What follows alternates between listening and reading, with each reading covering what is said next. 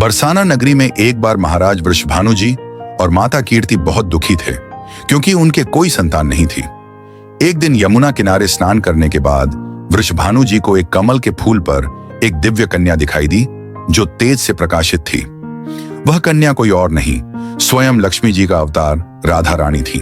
उन्होंने उस बालिका को गोद लिया, लेकिन आश्चर्य की बात थी कि राधा जी की आंखें बंद थीं और वो किसी से बात नहीं करती थीं। जब श्री कृष्ण नंदगाम से बरसाना आए और वृषभानु जी के घर गए, तब राधा रानी की मां ने राधा को कृष्ण के पास लाकर खड़ा किया। जैसे ही श्री कृष्ण ने राधा के नेत्रों पर हाथ रखा, राधा ने पहली बार अपनी आंखें खोली और देखा तो केवल कृष्ण ही कृष्ण। उनकी पहली दृष्टि में ही प्रेम जागृत हो गया। राधा और कृष्ण बचपन से ही एक दूसरे के बहुत प्रिय थे। कभी राधा कृष्ण को माखन चोरी करते पकड़ती, कभी राधा जी गोपियों के साथ कृष्ण को छेड़ती। बरसाना और नंदगाम के बीच होली, रास, झूला लीला होती।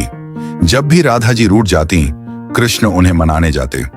उनका प्रेम मान मनोहार, मस्ती और मधुरता से भरा था। रास लीला वह अद्भुत लीला थी जिसमें भगवान श्री कृष्ण ने राधा और गोपियों संग चैतन्य रूप में आनंद लिया। राधा जी को श्री कृष्ण ने रास के केंद्र में रखा क्योंकि राधा प्रेम की पराकाष्ठा थी। जब राधा रास से कुछ देर के लिए चली गई तो कृष्ण ने रास बंद कर दिया और उन्हें खोजने निकल पड़े, क्योंकि रास राधा के बिना अधूरी थी। भगवान श्री कृष्ण को मथुरा जाना पड़ा कंस वध के लिए, लेकिन राधा और गोपियों के लिए यह विरह का समय था। राधा रानी ने अपने प्रेम को मांग में नहीं, त्याग में बदल दिया।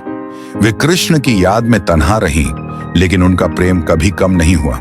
श्री कृष्ण ने भले ही द्वारका जाकर विवाह कर लिया, लेकिन मन में राधा ही थी।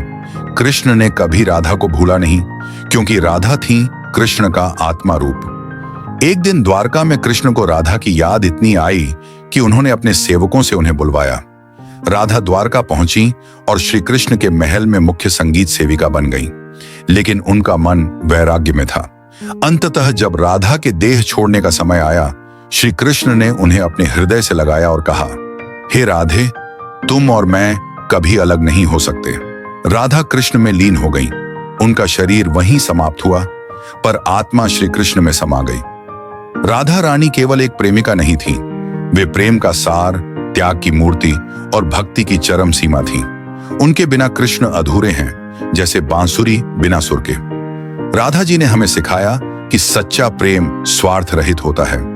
उनका जीवन प्रेरणा है, कैसे भक्ति और प्रेम को ईश्वर तक पहुंचने का माध्यम बनाया जा सकता है। जय श्री राधे।